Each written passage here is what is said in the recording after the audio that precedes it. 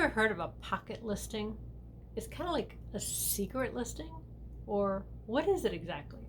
It used to be that pocket listings were for these very, very exclusive, very, very high-end luxury homes. But now more and more sellers are opting to do pocket listings. Is that right for you? What exactly is a pocket listing? If we piqued your curiosity, you've come to the right place, because we're going to talk about the pros and cons of a pocket listing. And if you're deciding to sell your house in the Bay Area, whether or not you're going to want to do that. This is Ginger Faith from Golden Canyon Properties and the Ginger Faith Realty team here in the Bay Area, and we are here to help you make smart real estate decisions for you and your family. What is a pocket listing? Well, in a typical scenario, when someone decides to sell their house, they list with an agent, a realtor, and then the realtor puts it on the MLS. The MLS has that listing go out onto the IDX, which goes onto Zillow and Redfin and Movado and all sorts of search engines all over, and lets every potential buyer know that this house is now for sale. This does not happen in a pocket listing. With a pocket listing, the seller lets the agent know that they don't want it on the MLS. What happens instead is the agent goes directly to other agents that they know who have already qualified buyers in that price range for that type of house. And then they let those agents know that this house is open for sale. And then this agent lets the other agents know that this house is now open for sale, but not on the MLS. But we have lists of potential buyers. Some of them are flippers or renovators, and they're looking for specific types of homes to renovate. Also known as an off-market listing, these pocket listings are primarily marketed to potential buyers through word of mouth and through listing services. So, why would a seller use a pocket listing, and what kind of sellers would use pocket listings? Well, number one, high-end celebrities. A celebrity doesn't want any Tom, Dick, and Harry going through their house. So high-profile sellers like celebrities or just people who want to retain control opt for a pocket listing because they will have control who accesses their luxury home. Number two, market testing.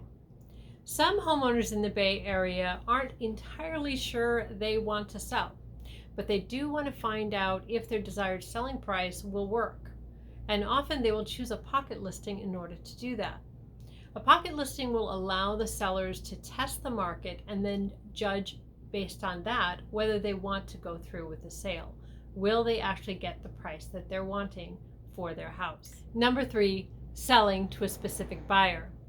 Occasionally, sellers have already picked a specific buyer in mind and they have them lined up.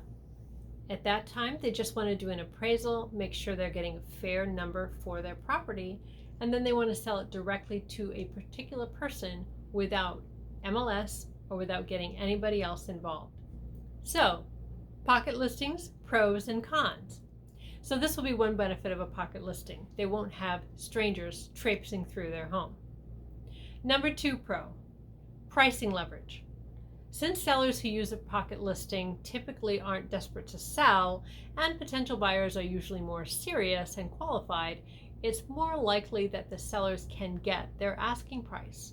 Sometimes these sellers have already had an appraisal done of their property, and so they already know the number that they want, and then it's just a matter of making sure that they get it, again, without strangers traipsing through their home unduly.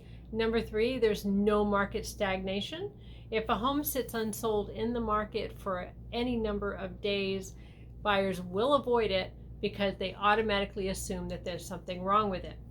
This does not happen with a pocket listing because there's no mention of it anywhere online how long it's been on the market. So because of that secret information, it keeps the house attractive on the market longer. What are the cons of doing a pocket listing? Well, the most obvious one is there are fewer buyers. So the home will have fewer buyers making offers. There may not be a price war and things bid it up. That could be a con, especially if you're in a superheated market. Also, there's potential for a longer selling time depending on the situation. Similarly, with less exposure, there are fewer buyers and the home may take longer to sell. So, is a pocket listing for you? Maybe yes, maybe no. They definitely have their advantages and has definitely its disadvantages. So, now that you know the pros and the cons of a pocket listing, is a pocket listing for you? Well, weigh it out. And if you have any questions or I can help with anything, give me a call. This is Ginger Faith from Golden Canyon Properties and the Ginger Faith Realty team here in the beautiful Bay Area, California.